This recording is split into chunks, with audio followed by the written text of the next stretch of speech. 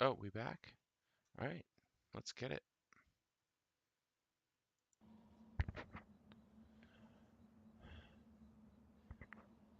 Here's what it is.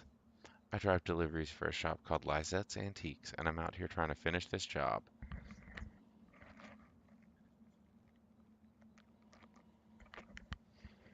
You're making a delivery to the mine? What kind of stuff are you hauling? Antiques, good stuff. Lizette has a good eye, sharp eye, for the little good it's done her lately. You know, it's just one recession after another. Everybody's selling their old stuff cheap, but nobody's really buying. I have a delivery for 5 Dogwood Drive, and I can't remember ever seeing that address before. Now, I heard I need to take it to a highway called the Zero. How does he say the Zero? I heard I need to take it to a highway called the Zero. The Zero. So I met this young lady, Weaver Marquez, and she sent me this way, and so here I am. Uncommon kind of place for an on-ramp, but that's what it's been like so far anyway with what? Weaver Marquez, you know her? So you saw her tonight. I know Weaver. She was. She's my cousin. I'm Shannon Marquez. Oh, you're the one who fixes televisions. Nice. What an absurd good line. That's right. Did she tell you that too? Of course she did. Weaver doesn't lie. One time, when we were younger, she told me my dad had been in a terrible car wreck. There was crushed metal everywhere, and we'd been hearing it echo throughout the house for years, she said. I was very upset, crying, and my dad walked in the door, just come back from a trip to the junkyard collecting scrap metal to fashion into window chimes. I was angry, but she said it wasn't a joke and it wasn't a lie. At the time, I thought she meant it was a riddle or a puzzle. But Weaver's not a puzzle. She's a mystery.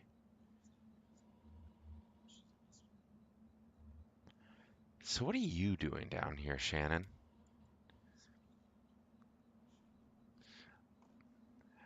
I talked to Weaver earlier this evening, too. No, wait, that's Conway's voice. I talked to Weaver earlier this evening, too. Or, anyway, she talked to me. It's hard to tell if she's listening sometimes. Weaver told me I had to come down here to find the old Elkhorn mine. She said I'd find something I'd been looking for. Where did you see Weaver? At my workshop. She just appeared. I hadn't seen her in a long time. It's not such a bad thing, you showing up now. All told, I'd rather not go down there alone. Your dog should stay up here, though. It's no place for a dog. This is an old mine. It runs pretty deep and tangled. If we're gonna go down into it, find your on-ramp and whatever else. We've got to keep our bearings. I don't want to get turned around. I've got some gear here to measure conductivity, frequency response, stuff like that. Maybe we can find to put out a signal out ahead, do some analysis and figure out what kind of topology we're up against. Sure, let's look around.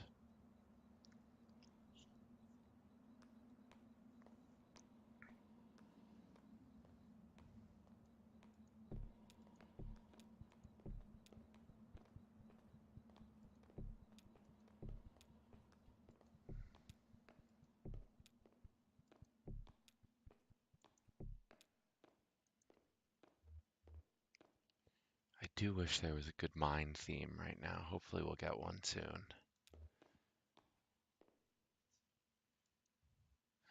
That runs into the mine's PA system. Do you think it still works? Only one way to find out.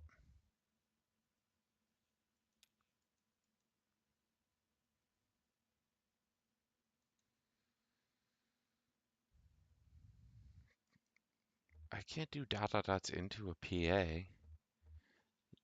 Is anybody down there? Nothing. Oh, there's no power. Yeah, okay.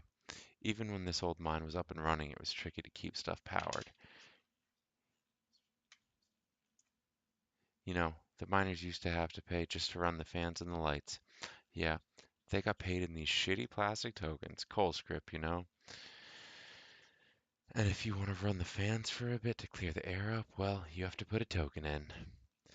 My parents used to work here. So did Weaver's parents. I guess a lot of folks' parents worked here.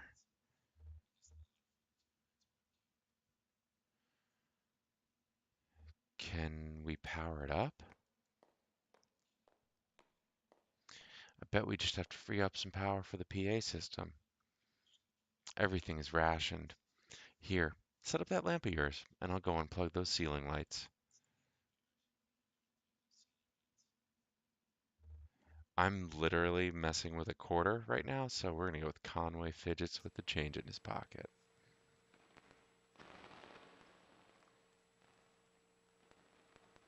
I heard the speakers back here crackle a bit. It's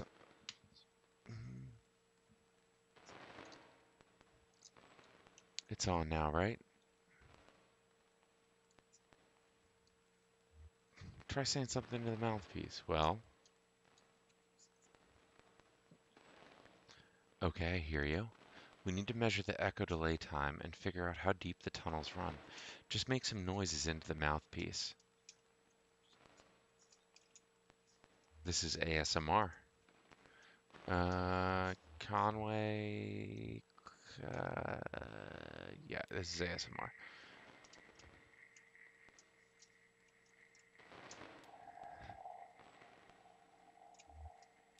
This is just the most ASMR moment.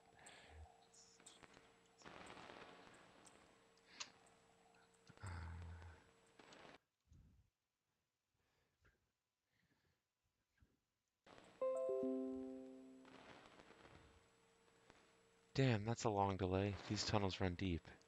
I bet some of them have ruptured or joined up with a cave system. Alright, I set up my spectrum analyzer, so just say something into the mouthpiece, and we can get a sense for how narrow the mine tunnels are. Don't be shy, just say anything that comes into your head. Tell me a story about something, or what did you have for breakfast?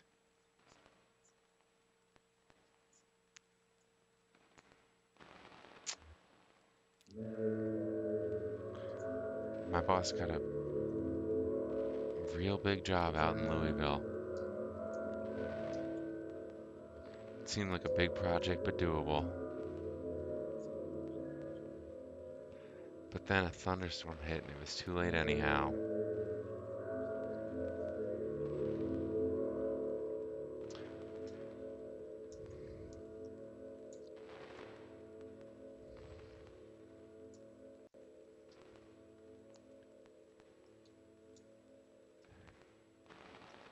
One more test. We just need to know if the air is breathable, or if it's too thin or too dense.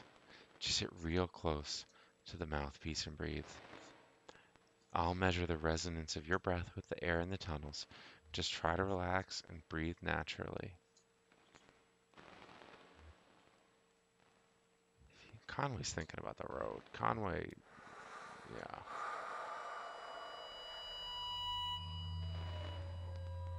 Conway breathes and remembers a moment when he was younger.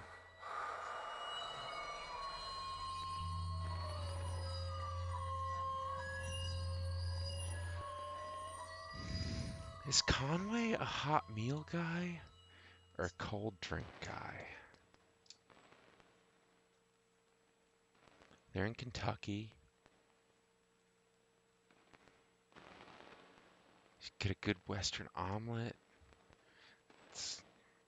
good burger. You could have a nice.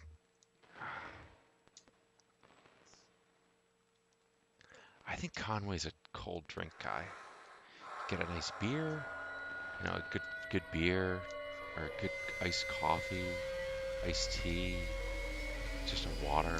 I bet he drives a lot, and he's like, I bet oh, this noise. All right, what's happening? I have thoughts on Conway's drink choice, but okay, yeah, I bet Conway like freezes a bottle of water, and as he drives, he lets it like unfreeze and then takes a sip of really cold water. And he loves like getting like the perfect amount of unfrozen water to ice ratio. Um, Jesus, are you all right? What the hell? I'm okay. He's thinking about water. He's good. I've got you. You're all right. Shit, your leg is pinned. I'm gonna pull you out. We have to get you out of there. There you go. Okay. Are you hurt? Can you put any weight on it? It's fine. Just try to stand up. Careful. I'm right here.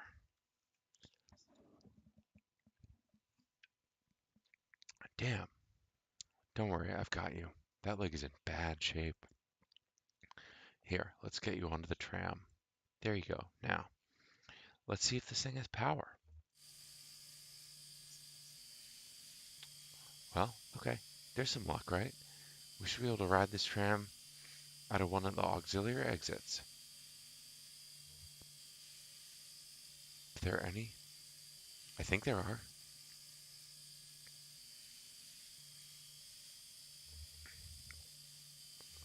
What about the on-ramp? We'll just find the exit and then figure out what to do from there. That's our first priority. So, the controls are over on your side. Let's get moving.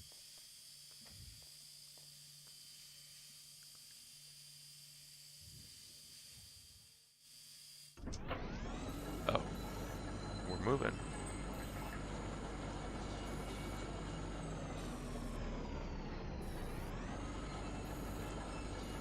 We are, in fact, moving. This is spooky.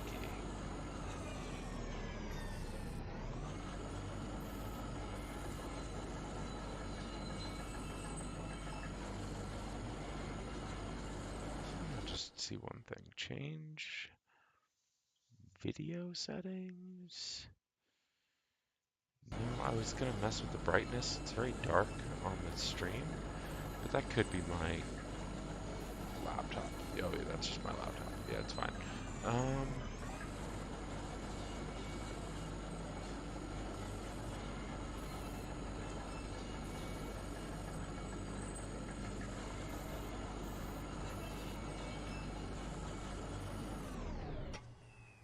oh, here we are. This may be hard to believe. It's hard for me to believe myself, but this whole branch was underwater last I heard. Is it safe? I guess so. Looks like they finally drained it. Or maybe it just drained off on its own. The water came pretty fast. And a lot of folks got trapped in the tunnels. I only ever heard parts of how it went from there, sanitized for the bereaved. You know how these big companies are. But there's gossip too. The trapped miners couldn't get the pumps going because the power was rationed, so they shut all the lights off. But even then, it wasn't enough. So I guess it was dark when You lost some people down here, didn't you? We all lost people down here. Well, not all of us, but most of us.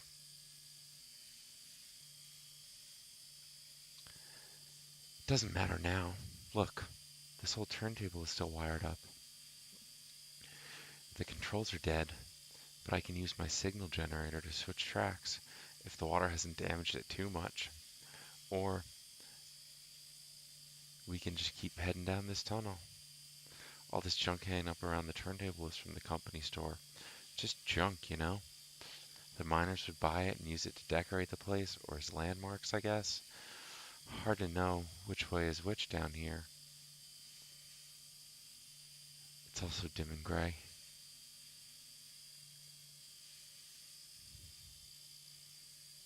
We're on the track between the animal bones and the rowboat, so...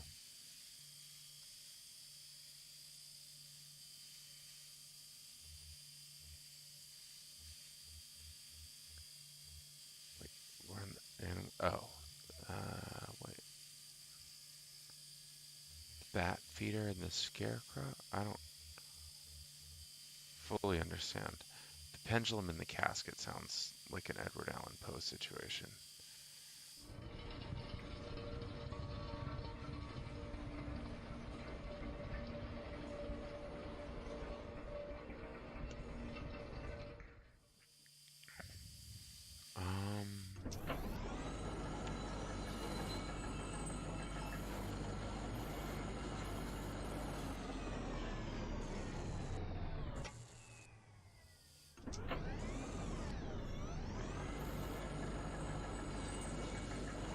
What happen if I turn off the lights?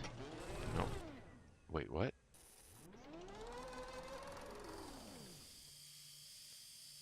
There wasn't a... Oh, I thought there was a ghostly apparition that I guess I was just imagining there.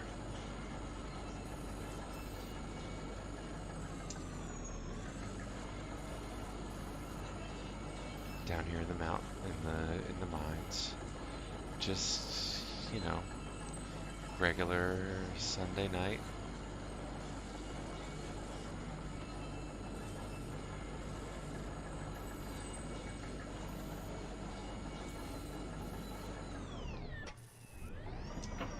A dusty reel-to-reel tape player is stashed beneath the track, loaded with tape. It's starved for power. Can I take it? Can I get off of the... I want to take it. I guess I... Can I...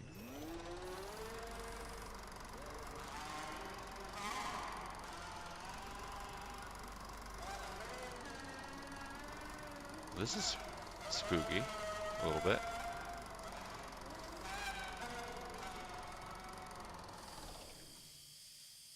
Oh, I didn't know those were still down here. You've been down here before? Not this deep, but I knew about the tape machines. When this mine was active, a couple of folk music archivists spent time recording miner songs, really academic ivory tower types. None of the miners really talked to them much. So they stayed at the margins, observed, took notes, and then sometimes they'd get someone on a lunch break to sing into their microphone. Then I guess the power company got some kind of interest in the project and gave the archivists some coal script tokens to pay the miners with for their songs.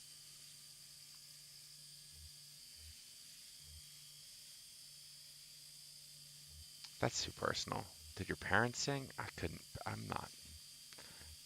Ooh, I couldn't ask that. What happened to the archivists? They got out, but when the flood came, they left.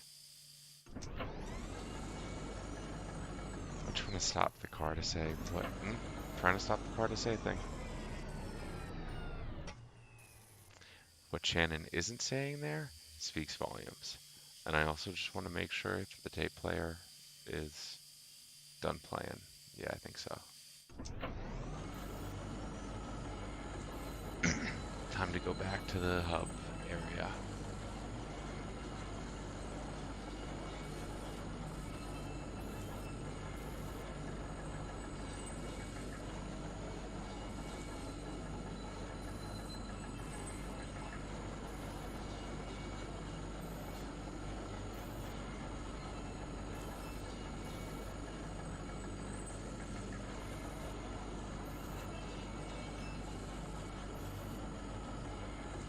Oh, there it is.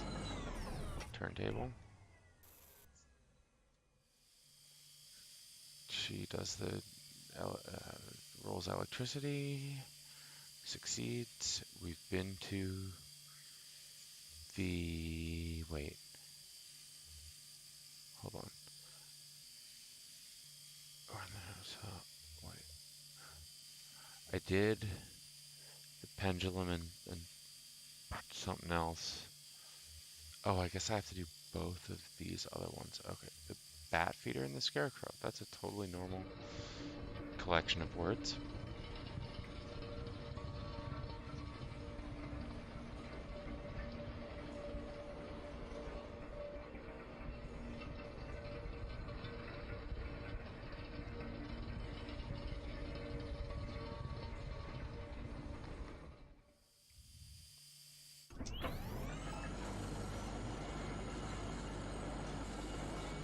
Just gonna go down. Just gonna go down this dark mine shaft. That's marked by a bat feeder and a scarecrow. It's cool. Nothing's wrong. The tracks are all messed up here. This tram isn't going any further. I wonder what's down that tunnel, though. I added the though.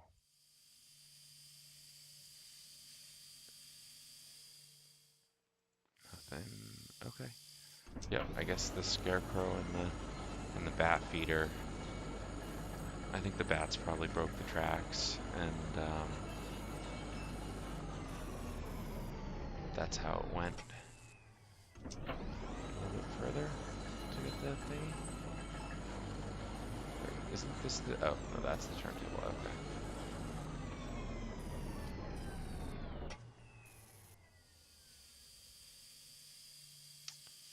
On the track, but we haven't done the animal bones in the rowboat yet. So let's go see what's.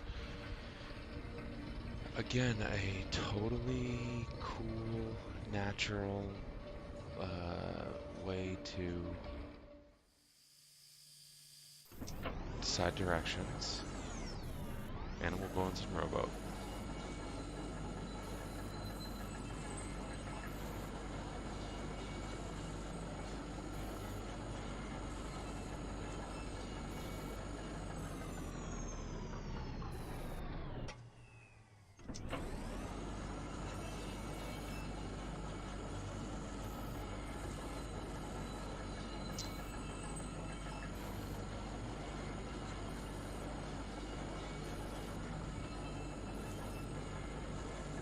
I think it's interesting the game didn't use this time as like an opportunity for some like interstitial dialogue, for lack of a better word.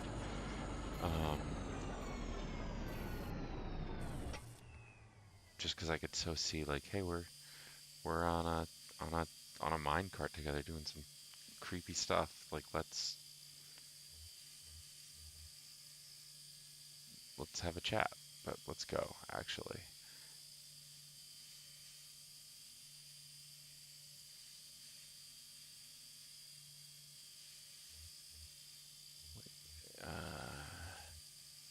If you wait for me here, I'll just go take another look around. Sure, okay, I'll be right here.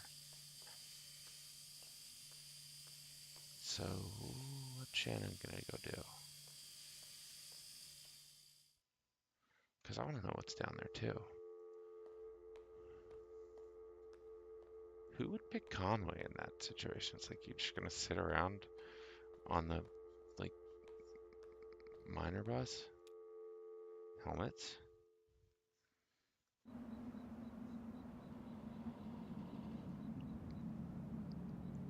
Wait, what? There's blue in the truck. Okay, so there's Conway. Kind of loping out. Where's Shannon? There's a shack? I'm worried about Shannon now. I don't like this notion of Shannon being not okay in the helmet area. Cramped shack is lined with wooden shelves, dusty stacks of tape reels,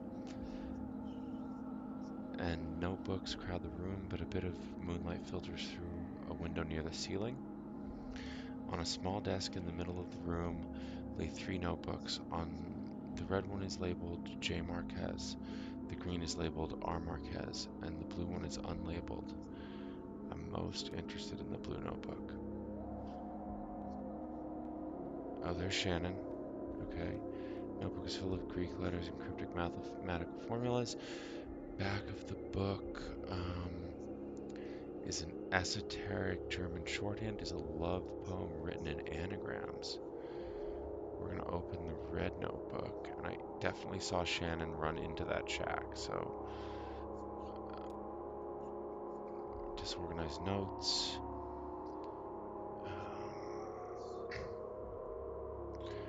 A few pages are lined more evenly and divided up into charts correlating seasons, lyrics, harmonies, and coal halls.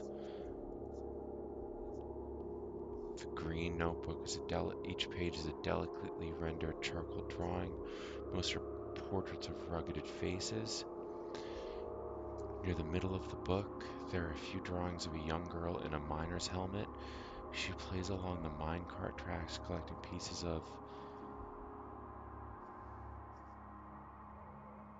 Your parents are the archivists? No, Weaver's parents are the archivists. My parents were miners. Wow.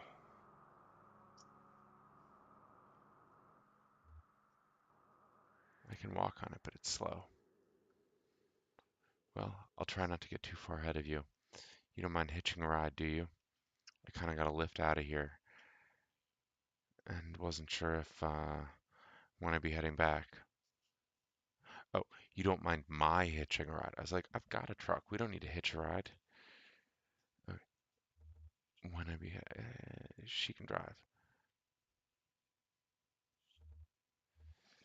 Is Conway the kind of dude that says he can handle it even if he's like busted his knee up? Or he says, yeah, maybe that's best. I think he's the maybe that's best guy, which is the better guy.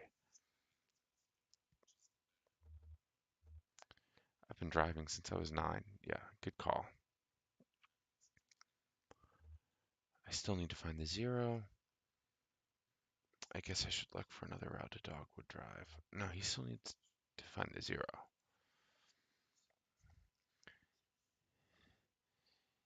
It's like I told you, Weaver doesn't lie. If she sent you here to find your on-ramp, this is where you should be looking.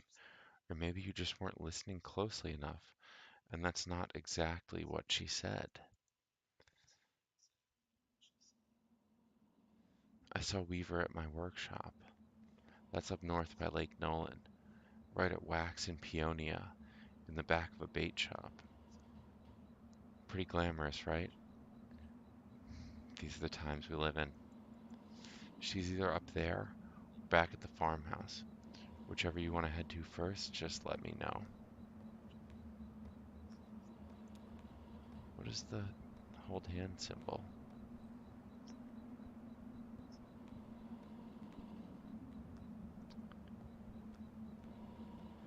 Lissette's Antiques. I guess this is your truck? This is my truck. Truck. It is time to go.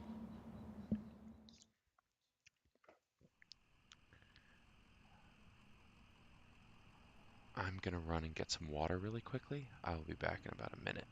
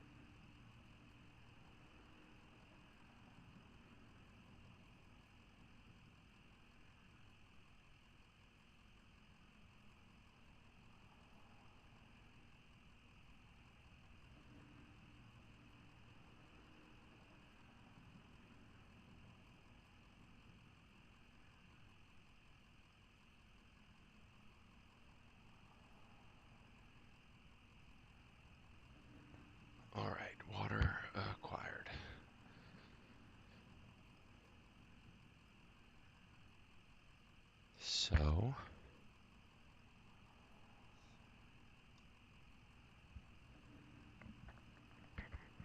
I guess I want to go back to the farmhouse first. Maybe I'll go back to the gas station first. See if there's anything there for me.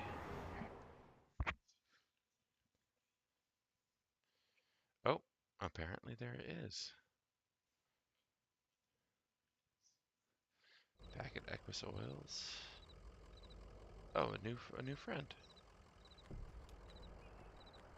I really am just ambling around in a rough way right now. It's like, look at his posture is not Conway.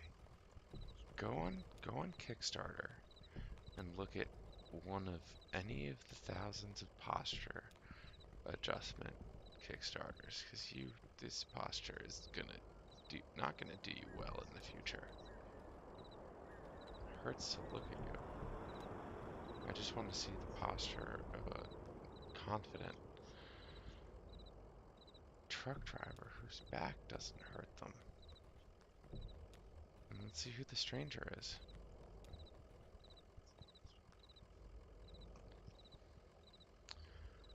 Oh yeah, totally normal. I'm not concerned. A large pair of antlers slung over his shoulders, speaking with Joseph. Let's talk with him.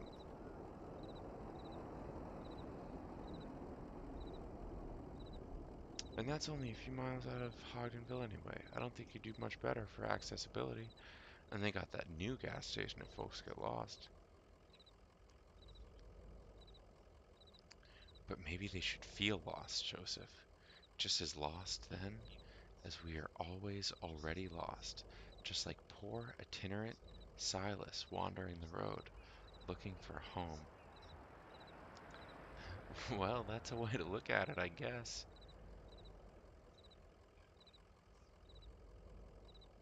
I heard that old truck rumble on up. How's Blue? Say, maybe you can help this fellow. He's looking for a venue, is how you said it, right?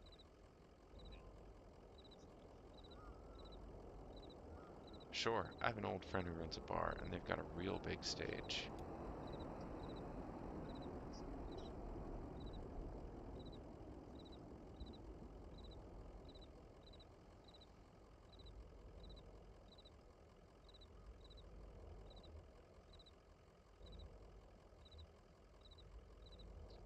No, no, it can't be indoors. Impossible. But I'm obliged to stop you a moment to help me work this through. Let me explain my charge.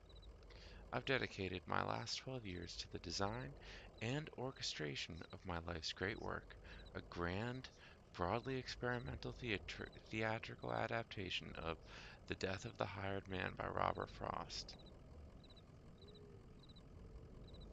How do you mean experimental? Well, drama is really my second love. My higher calling is pseudoscience. Yep, pseudoscience. Pseudoscience is the eternally fruitful marriage of whimsy and process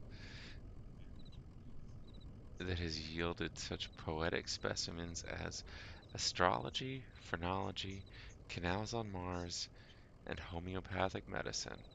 I hope I have the time to explain how my pseudoscientific theory poetics find expression in this play, but now I am in a delirious rush.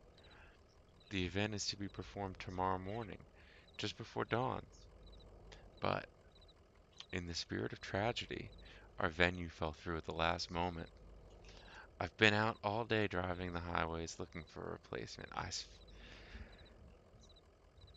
eyes fastened to the landscape, like a hawk scouring the field. So like a hawk, in fact, that I failed to keep my eye on the gas meter. So here I am waiting for the tow truck to bring my car so I can get back at the task.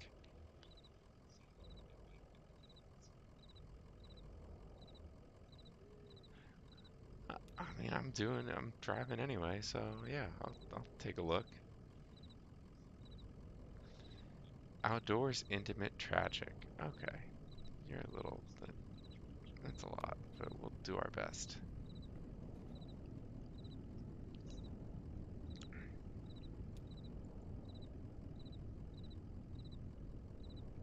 Sounds like one of the Marquez ladies. Well, I know it's not Remedios. She's back out in Knoxville these days, so hello, Shannon.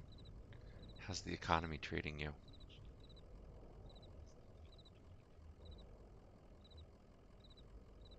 Nice to see you, Joseph. Don't work too hard.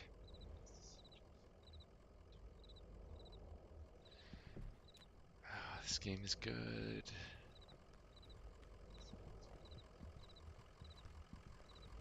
I don't think I missed anything there. Yeah, we'll go back to the.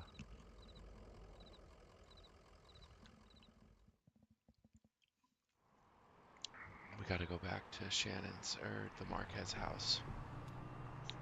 After that, I'm not super sure.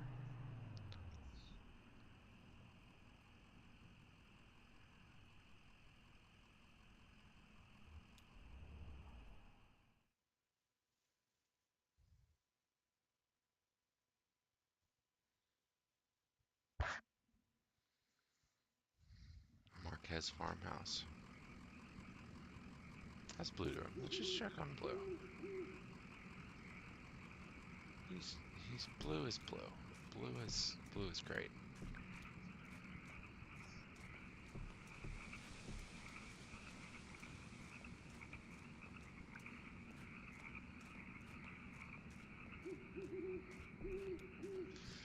I feel bad for Conway. He's really struggling.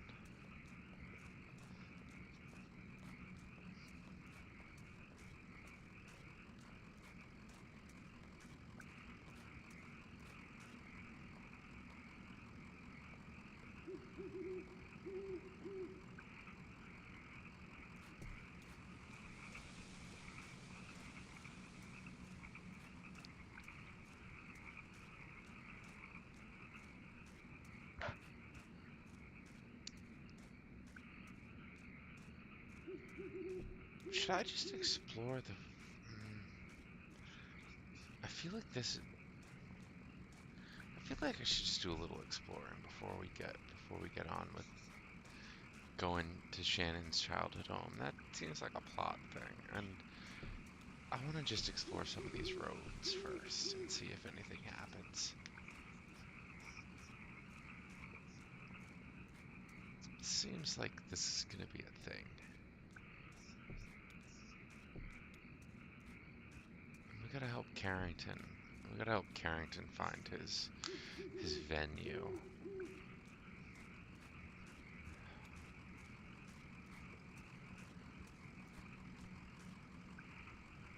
It's time to go. Just for now, we'll come back. Promise. Just want to explore these roads a little bit and see what's out here. Unlike regular, oh, a museum.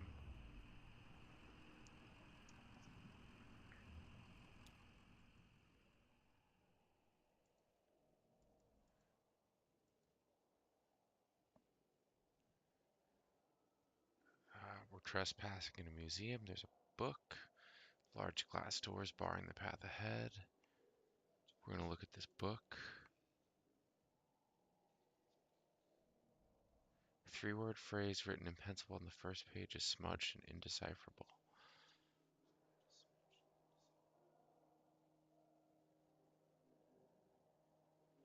On the first page, someone has left an ink drawing of a horse.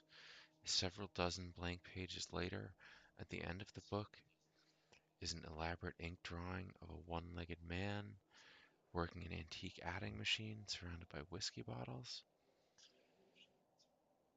Let's go see what. I don't want to. I don't want to break. That's a museum. I don't need to break the museum doors. That's not who this character is. Let's see what's in the hallway. Maybe he's a. Conway's a willing trespasser, but he's not gonna break some glass museum doors because alarms will go off, and even then, even if nothing happened, everything was cool, it's just disrespectful.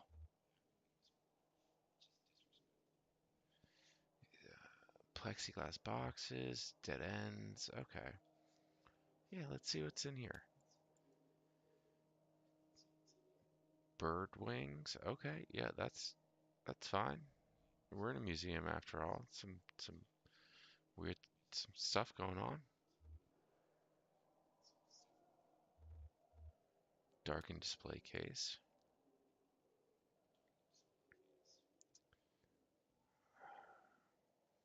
Gold-plated plaque on the surface of the case is a bit easier to read. It recounts a short history of fowl hunting in the region, then speculates abruptly about the nature of addiction.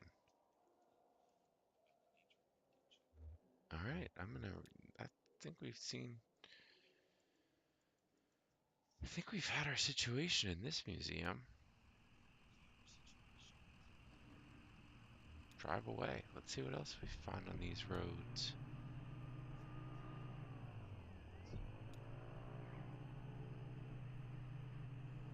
Let's go up old 259 and see what happens. Anything? No, we can't go up there.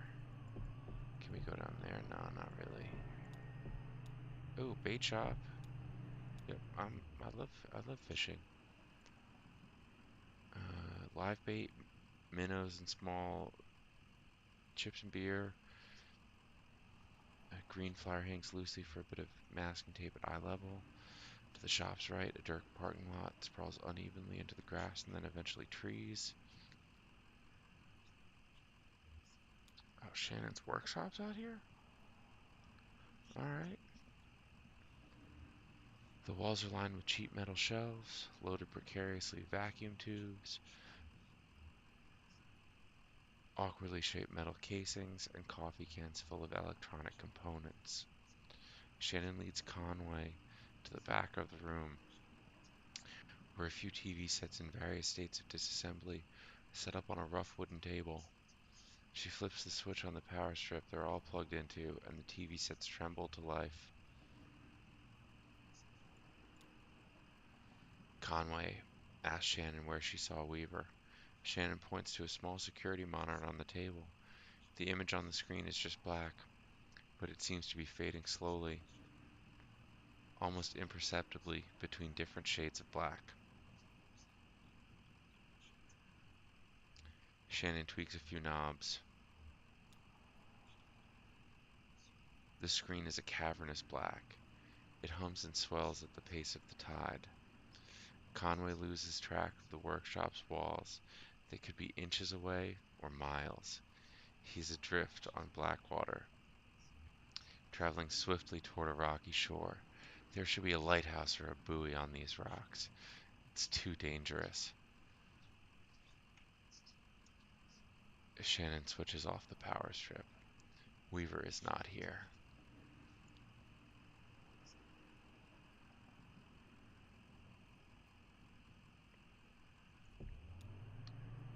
Don't think I went down here yet. Is there anything down there? I need to go down this area. See if I come across anything. No. What about 88? No. What about up here?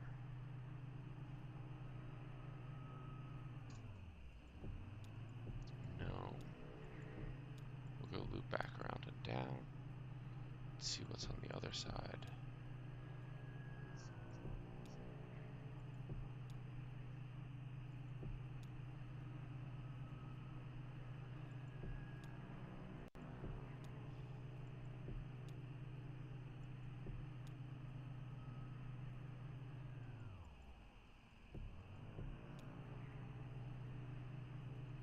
I really like, oh, dragonflies. I really like the feeling of traversing this map, and I'm not exactly sure why. Like I think there's something cool about the way it's all in front of me, but at the same time don't I'm not gonna it doesn't tell you where you've been before, so you could go in circles or miss stuff very easily, but you can also get to anywhere very easily, which I don't know, it's very cool. Dragonflies, yeah, just some dragonflies. They're chill. Another house, okay. More dragonflies, bright porch light, no lights. 28880 Beaker Boulevard. I work long hours and retire early.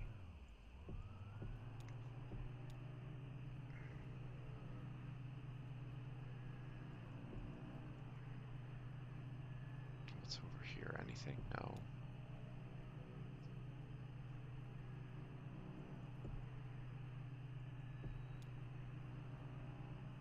Finney Road. Ooh, Barren River Wreck. The exterior of the Barren River Rural Electronic Cooperative Corporation is a dingy beige sprinkled with fading graffiti. The front door hangs open from a broken hinge. The windows are dark. Let's just go in. The room feels empty with no furniture other than the built-in front desk, host to a disconnected telephone, and a few empty beer cans. Meandering lines of color have been spray painted along the walls. Behind the desk, a hallway leads into darkness.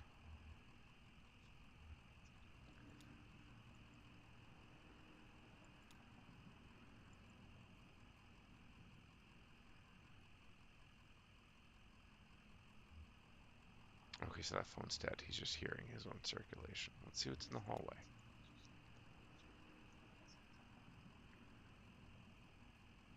Hallway passes several smaller office doors, quickly disappears into darkness. Something is glowing in the distance, barely.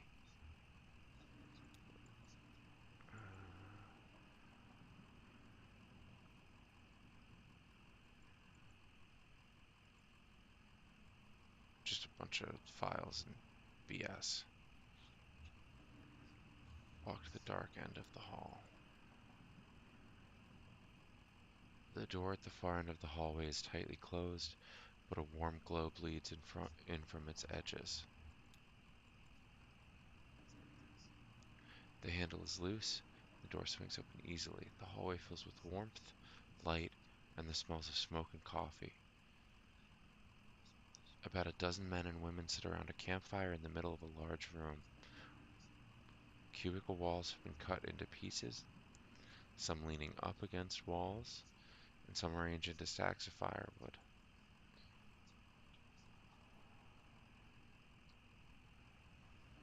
What is going on right now? One of the women waves to Conway and offers him an empty chair. It's missing wheels, but it's comfortable and easily adjustable to his height. Someone takes a pot hung above the fire and pours coffee into a styrofoam cup. Conway accepts it, and they all return to watching the fire.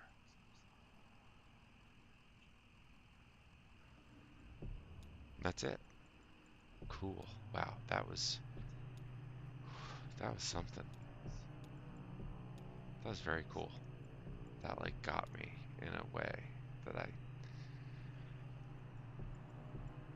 that I'm like feeling in my chest right now. I don't know why. It's just that was really just an unexpected good moment. The diner doesn't have a name. A vinyl banner slung above the door simply reads 24 hours. It only has one window behind which the blinds are tightly closed. The door swings open easily. A bell rings nearby. The interior of the diner is pitch black. Wait a moment to adjust the darkness. A bit of errant light from the nearby highway creeps through the open door, and gradually Conway is able to make out a few figures inside. Two old men in trucker hats sit in a corner booth with a checkers board between them. A young woman standing behind the counter in an apron must be a waitress. The cook. The door slams shut and the room is dark again. He hits his knee on something hard and metallic, winces quietly, and then carefully finds his way to a stool. He places his hand on the counter. Another hand, a young woman's, rests itself on his. She guides his fingers to a laminated menu. Conway closes his eyes, opens them, maybe closes them again. Impossible to differentiate. I mean, I mean, of course he asked her about the basketball game. The Wildcats are struggling, but today's was an important game. They could have rallied. Perhaps the waitress heard the game from the kitchen, or maybe she's a fan herself. Conway clears his throat. The Wildcats, I'm assuming, being the Kentucky Wildcats, because this is Kentucky Route Zero. He feels a warm hand against his cheek and freezes. Her fingers run across the stubble of his chin. He feels like apologizing. She leans forward, and so does he.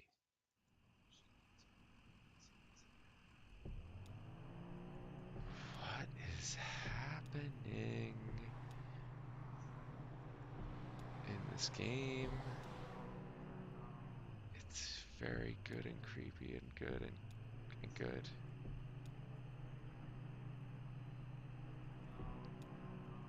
I think it's time. Did I did I go here already? Buffalo Creek Rec.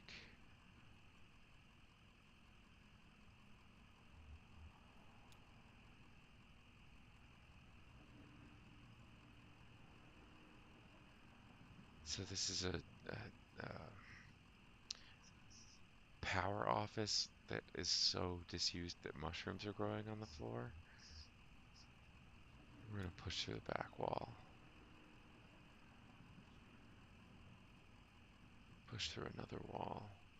Just a bunch of decay.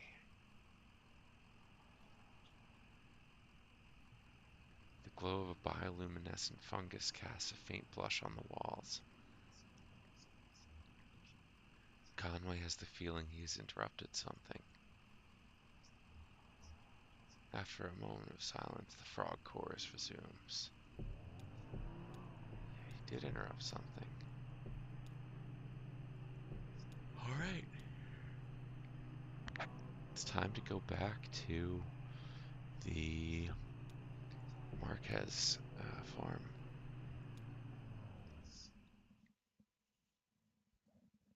Because I think I've seen, I mean, who could say? Who could say if I've seen everything? But I think I've seen a fair amount of things.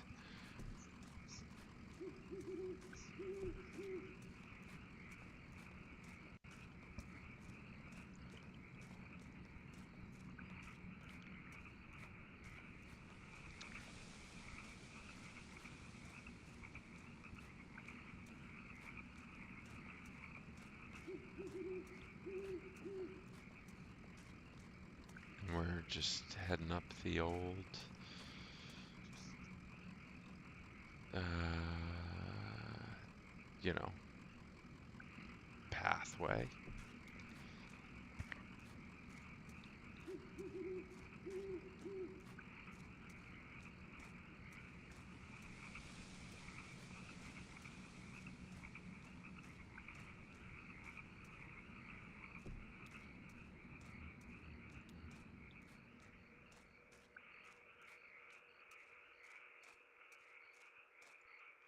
There's nobody buried here, you know. It's decorative, I guess, or it's art or something. I don't know.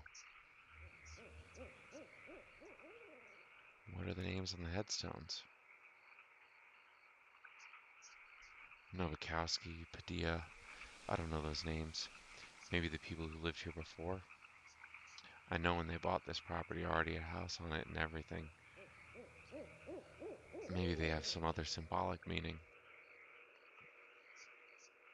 Oh, and look at that headstone. Marquez. I used to think that was for my parents. Now I don't know.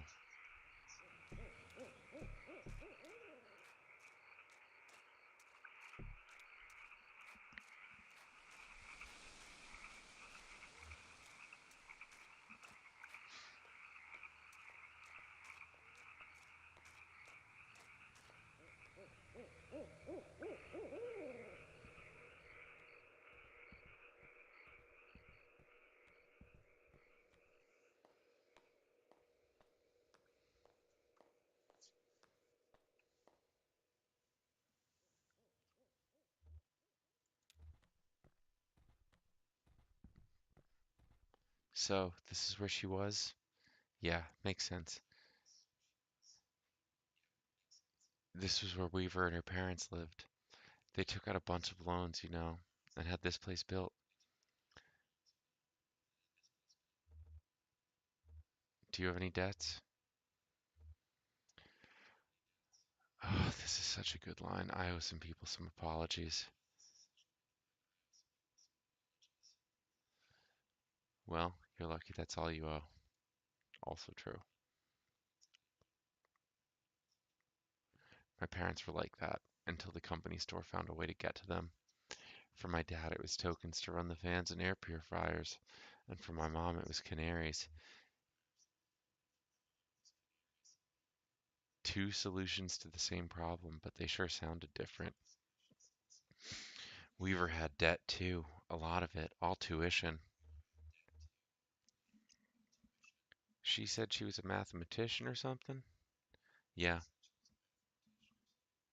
she studied some esoteric stuff about something about using math to translate between Spanish and English.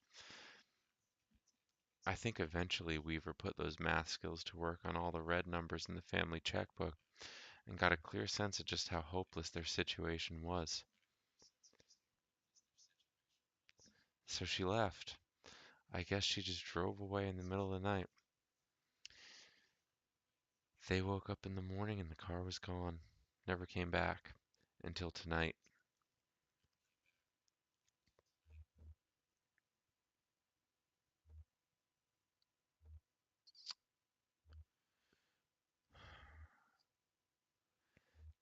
This is. Were you happy to see her? I don't know. It was so sudden and it wasn't like a reunion. She just appeared. Oh, that's not something you see every day. That old TV right there, well, that is a damned antique for you. I had a model like that in my shop once, but I had to sell it off to make rent. Most painful decision I ever made. Mind if I open it up? Looks like the dials are all corroded and the screen is leaking light a bit. Come on. I bet Lizette would never forgive you for letting a specimen like that fall into disrepair.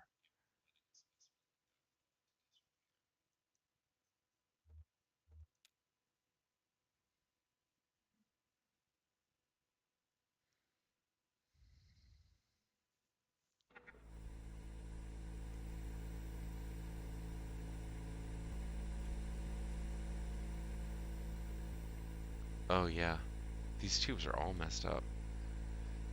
Look like they've been in a swamp or a cave or something. There's moss growing on this one. That's okay. I have a few spares in my bag here. Here. I just pulled this one out of an old computer monitor. Just needs to be recalibrated a bit. Okay, that oughta... Should be seeing something now. Are you seeing anything? Hey, that looks dangerous. What are you doing there? Damn. Okay, here. I think the contacts are dirty. Don't go telling my customers I clean off old vacuum tubes with spit. Just gotta go north, south, and...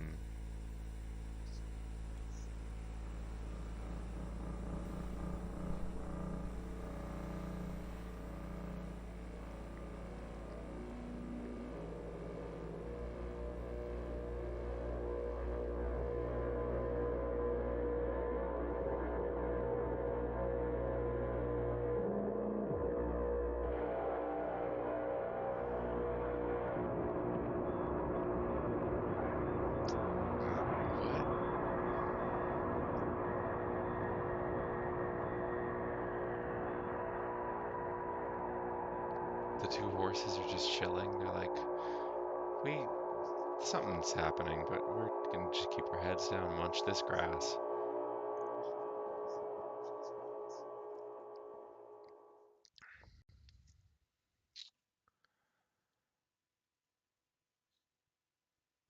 End of Act 1.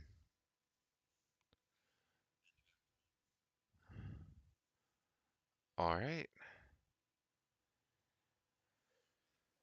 Wait, what? What is that? What?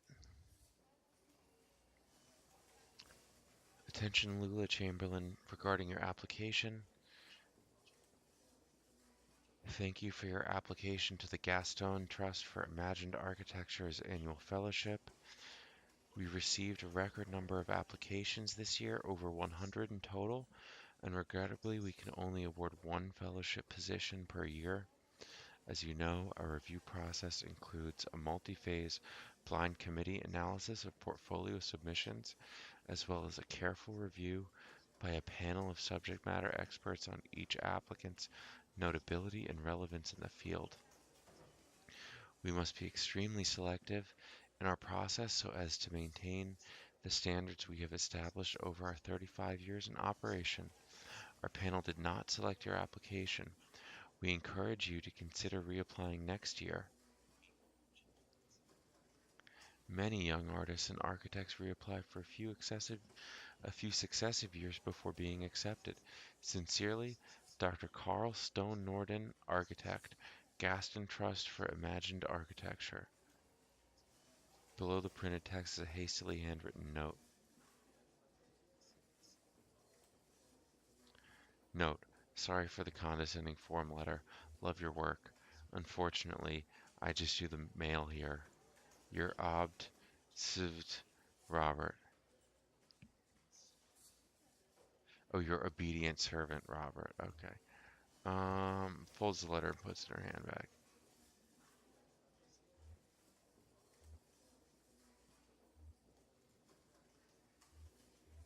Um,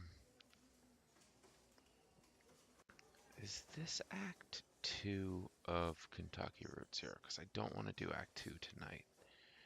If this starts, yeah, this is Act 2, so I'm gonna call it here and then start over when I do Act 2 in the next week or so. Um,